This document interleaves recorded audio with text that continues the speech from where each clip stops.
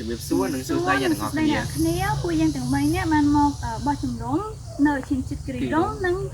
បានមកសិក្សាស្វែងយល់អំពីបែបបទរស់នៅរបស់ប្រជាជននៅក្នុងសហគមន៍ផងដែរដែលកម្មវិធីនេះរៀបចំដោយ No Trust អូចកែ No Trust គឺជាអីទៅ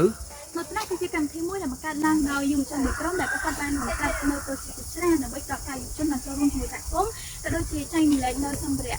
មួយចំនួនទៅដល់កុមារដែលគាត់មានជីវភាពខ្វះខាតនិងបានទទួលបានចំណេះដឹងទាក់ទងនឹងបែបបទរស់នៅរបស់ប្រជាជនក្នុងសហគមន៍មួយផងដែរឥឡូវនេះខ្ញុំនៅក្នុងផ្ទះរបស់លោកគ្រូរ៉ូបឺតដែលនៅក្នុងសហគមន៍ជាតិគ្រីរ៉ុងបច្ចុប្បន្នប្រជាជនដែលរស់នៅទីនេះអាស្រ័យទៅលើវិស័យទេសចរណ៍ហើយចំណែកឯសន្តានដីវិញផងដែរមានលក្ខណៈអំណោយផលដែលប្រាប់ថាពួកគាត់អាចដាំដំណាំមួយចំនួនបានដែរ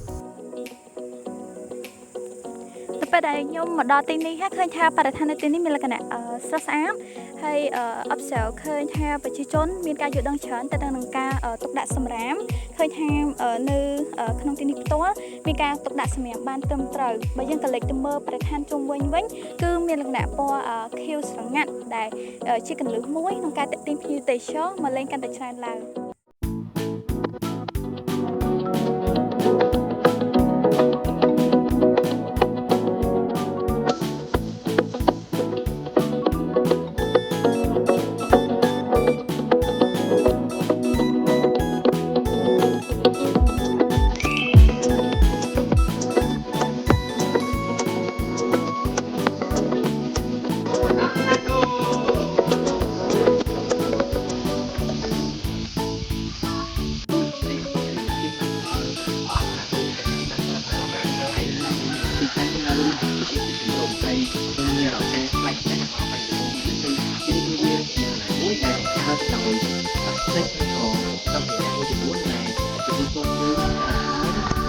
បងវិចៅ